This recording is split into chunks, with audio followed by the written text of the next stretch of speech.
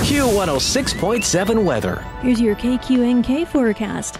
Bright sunshine today with daytime highs approaching 91. South winds 10 to 20 miles per hour. Chance of thunderstorms tonight. Lows dip down to about 63. Overcast skies. Clear skies tomorrow. Highs level off around 88. Ample sunshine expected Thursday with a high of 90. 87. Slight chance of rain showers Friday. From the Weatherology Weather Center, I'm staff meteorologist Laura Lockwood. Right now, it's 77 degrees. Kansas Information Network News. I'm Karen Johnson. The head of Wichita's Park and Recreation Department is out amid a flap at City Hall. Longtime Wichita Park and Rec Director Troy Houtman was the subject of scrutiny by Mayor Lily Wu last week when it became known that a no-bid contract had been awarded to a disc golf pro shop operator within one of Wichita's city parks. To make matters worse, the charge to rent the clubhouse at Clapp Park was far below market value. Monday, the city would not say what prompted Houtman's departure, but confirmed that Recreation Superintendent Reggie Davidson had been named interim department head. I'm Jared Cirillo. Clay County Medical Center announces it's now recognized in Becker's list of the best hospitals for nurse communication in Kansas. The recognition is based on data from the Hospital Consumer Assessment of Healthcare Providers and Systems Survey. This is Kansas Information Network News. Healthcare.gov is here for you when life happens. If you lost your health coverage because of turning 26, going off Medicaid, leaving your job, or moving, you could be eligible to enroll in new coverage now. And if you need to update your coverage because of marriage or having a baby, you could also be eligible. But don't wait. There's a limited time to enroll. Check your eligibility at healthcare.gov today. Life happens. Get covered. Paid for by the U.S. Department of Health and Human Services. I'm Chris Jakimick. I served in the United States Air Force and I deployed 3 times. Being a veteran, it's interwoven into your DNA. It is really the absence of the connection and the purpose that can really drive a lot of veterans to some negative thoughts. For those who are in a suicidal crisis, the window of time to save somebody's life is very short. Our duty is to protect ourselves and protect our families. And one way you can do that is store your weapons safely. Store all your guns securely. Help stop suicide. Brought to you by End Family Fire and the Ad Council. Good afternoon, I'm Natalie Hadley with your KQNK News, brought to you by the Norton County Hospital, providing the best care right here at home. On Monday, authorities evacuated a building in downtown Topeka after separate suspicious packages were delivered to the Kansas Secretary of State's office and the Attorney General's office. One package resembled similar suspicious packages that were sent to election offices in other states, where officials said they contained harmless white powder. However, a spokeswoman for the Kansas Highway Patrol said the FBI was called to retrieve a larger package that was sent to the Attorney General's office, and authorities said they weren't sure if the same person sent both packages. Rosie Nichols, a spokeswoman for the Topeka Police, said in a statement that several pieces of mail had an unknown substance on them and that a field test found no hazardous materials. She said further testing was planned.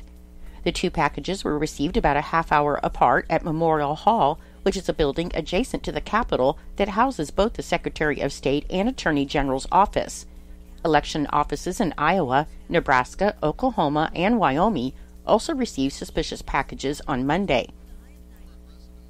An annual independent review of Kansas's foster care system shows that it fell short for the 3rd year in a row of improvements to housing instability and mental health care delays. The review is mandated by the terms of a class action lawsuit settlement agreement, which was reached in 2020 after child advocacy organizations sued the Secretary of the Kansas Department for Children and Families, which oversees the state's foster care system, and other state departments in 2018 for failures within the state's foster care system. The Washington, D.C.-based Center for the Study of Social Policy conducts the independent review each year. The state showed progress in 2023 in reducing the number of times a child slept overnight in an office or other non-licensed facility, with the state reporting that 57 kids spent a total of 68 instances in a non-licensed facility, and that was down from 85 kids and 141 instances in 2022. However, early 2024 data shows the progress was short-lived, as in the first half of the year, there were 141 instances of a child sleeping in a non-licensed foster care environment. The state highlighted that 69% of youth in Department for Children and Families custody received timely mental health and trauma screenings, an improvement of 35 percentage points from the 2021 report. However, it's still below the class action settlements benchmarks, which began at 80% in 2021 and escalated to 90% for 2023.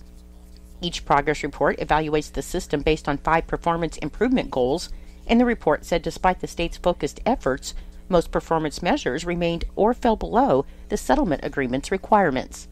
The Department for Children and Families contracts with 5 private organizations to provide foster care services to 1 or more of the state's 7 geographic areas. In an email on Monday, Hays Police Chief Don Schleiber said that the department received a report of a written threat of a bomb inside Hays Middle School. He said the threat was texted to a Hays resident who reported it to the Hays Police Department, and other threats were later texted to the Ellis County Communication Center. Schleiber thanked the Hays resident for sharing the message and for helping them to ensure the safety of the students. The Hays Police Department worked with members of the USD 489 staff to fully investigate the reported threat, and the school and the grounds were searched by members of the Hays Police Department and the Kansas Highway Patrol Emergency Service Unit, K-9s. Schleiber said the school was determined to be safe, and during the investigation, the Hays Police Department also identified and located the person who made all of the threats against Hays Middle School. He said the Hays Police Department works closely with USD 489 to ensure the safety and well-being of all of the students, and they're grateful for this partnership, and he's also especially grateful for the quick response of the Kansas Highway Patrol and their assistance with the investigation. I'll be back with more in just a moment. Gear up for a safe school year with Norton County Hospital and Clinics. Whether walking, biking, or riding the bus, stay visible and follow safety rules. Pack smart to avoid strain and focus on healthy habits like hand washing, staying hydrated, and reaching for healthy snacks. Don't forget, plenty of sleep for success. Norton County Hospital and Clinics wishes you a safe, successful, and healthy school year ahead. The Kansas Department of Transportation plans to begin a resurfacing project on a portion of US 183 in Phillips County starting on or around September 18th. The project work will consist of a mill and overlay on 13 miles of the highway, starting at the Rooks County line and ending at the East US 36 junction. The traffic will be reduced to 1 lane in the areas where the crews are actively working and directed by flaggers and a pilot car, and motorists should plan for delays of up to 15 minutes during the daylight hours. The Kansas Department of Transportation expects this project to be completed in late October, conditions permitting. The Northern Valley Lady Huskies traveled to Waukegan on Saturday to compete in the Trigo volleyball tournament. The Huskies came out of morning pool play 0-3 after competitively facing some tough teams, and they finished their day winning the consolation game. The Huskies started off the morning playing the Osborne Bulldogs, losing both sets 16-25. The Huskies next played the Oakley Plainsmen in a competitive hard-fought match, and they came up short, losing 19-25 and 17-25, and they walked away feeling that they played stronger in that match. The Huskies finished pool play against the Russell Mustangs, falling 14-25 and 17-25. The Lady Huskies then played one final consolation game against the Deerfield Spartans. The Huskies won the first set 25-23, but then struggled to keep the momentum the second set, losing 22-25, and the final set had the Lady Huskies digging deep for a win, taking the match 25-11. Coach Hansen said they went into the tournament with a positive mindset and focused on their team goals. Coach said losses are never easy, but they need to learn from them and allow them to help them grow as a team, as this group of girls does a great job of letting it go and moving on to the next set, trying to improve. According to the unofficial minutes of the Norton County Board of Commissioners meeting that was held on September 9th, Commissioner Garrett Beidler called the meeting of the Norton County Board of Commissioners to order at 9 a.m. in the Commission Room, and in attendance were Richard Thompson and Garrett Beidler. Dallas Goslin, the director of the Norton City County Economic Development, and Aaron Hale, a board member, were in to visit with the Commission on the recent listening tour with local fire departments. The tour included all departments that service Norton County, and the purpose of the meetings was to assess the needs of supplies of goods for the department. Dallas stated the meetings went very well. Dallas and Aaron then spoke briefly about the proposed NRP, with Dallas saying he's had some community contacts with boards to introduce the plans and get a general feel of the program.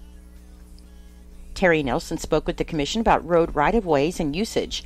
Terry stated that the courts have now clarified the use of public roadways and what is permissible, and Terry provided the commission with a map and locations of fire hydrants that he stated could be very beneficial for fire districts and local farmers if usage was changed to benefit the public. Dale Jacobson, a Norton City Council member and a representative to the commission, was present to address the Department of Corrections work crew. The commission stated that they would like to continue with the inmate crew, but felt there needed to be a couple of changes in the contract. Dale also spoke with the commission about the local government agency meetings that are being held, saying the meetings are well attended and receive good feedback from the public. County Attorney Melissa Schoen delivered the settlement and mutual release agreement and the agreement for communication and jail service.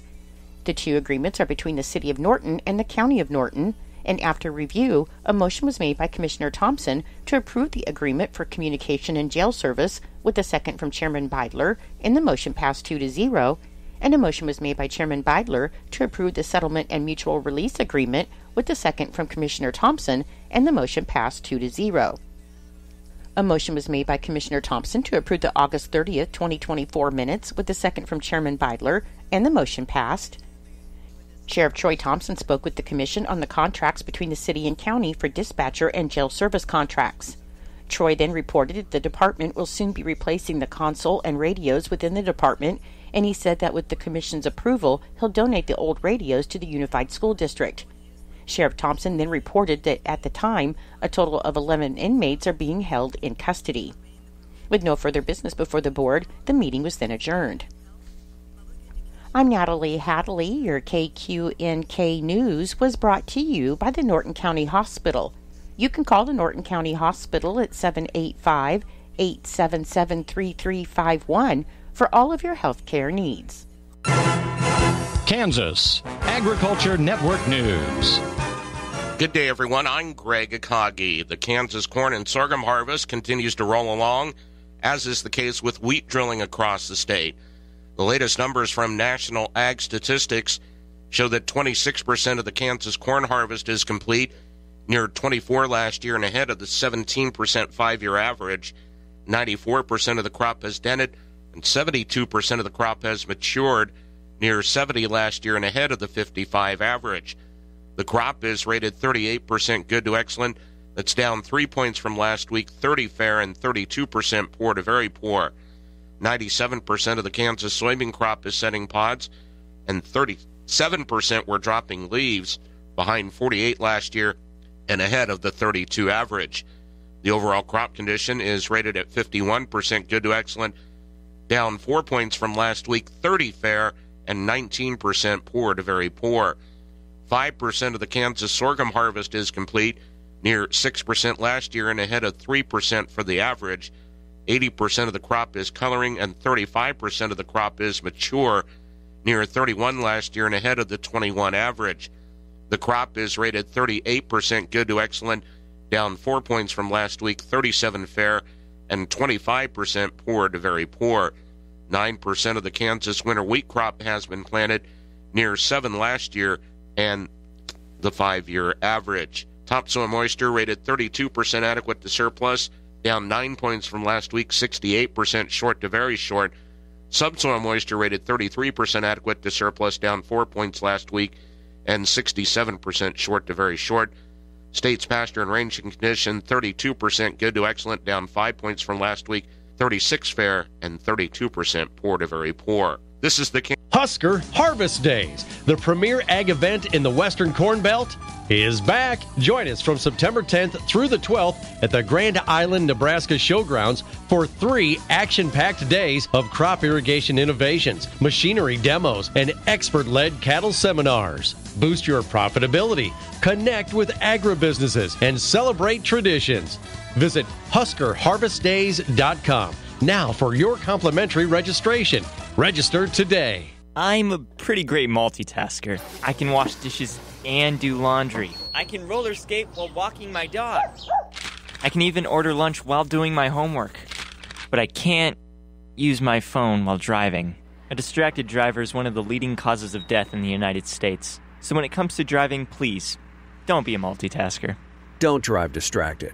A message brought to you by the National Highway Traffic Safety Administration, Project Yellow Light, and the Ad Council. Kansas Agriculture Network weather.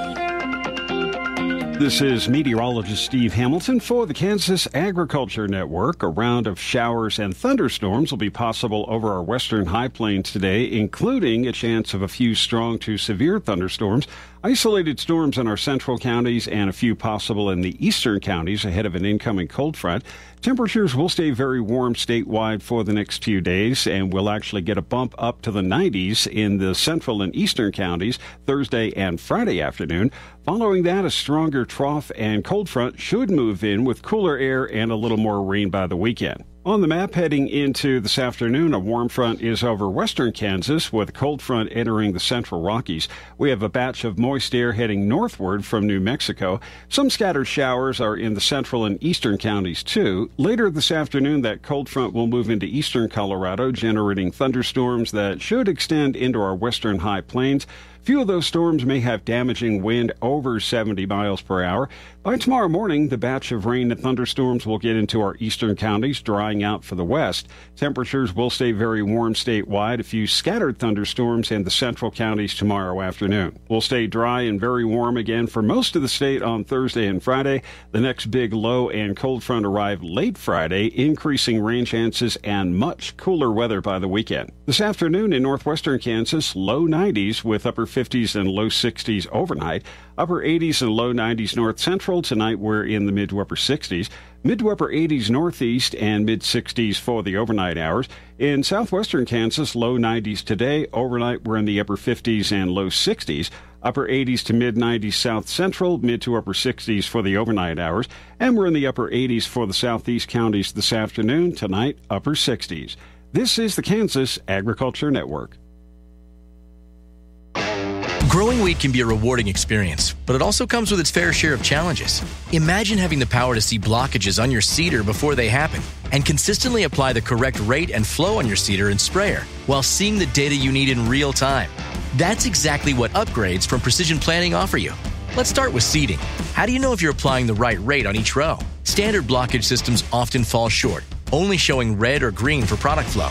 The Clarity system from Precision Planting is a simple upgrade that maps magnitude row by row on the 2020 monitor, alerting you of variances in rate and flow in real time. Now let's talk spraying. Adding Symphony nozzle to your sprayer gains you independent control of rate and pressure, ensuring a consistent droplet size. This means reduced overlap and wasted product, saving you time and money. For your best wheat or other small grain season yet, upgrade your equipment with Clarity and Symphony nozzle from Precision Planting. Visit PrecisionPlanting.com to find a local Precision Planting Premier dealer near you.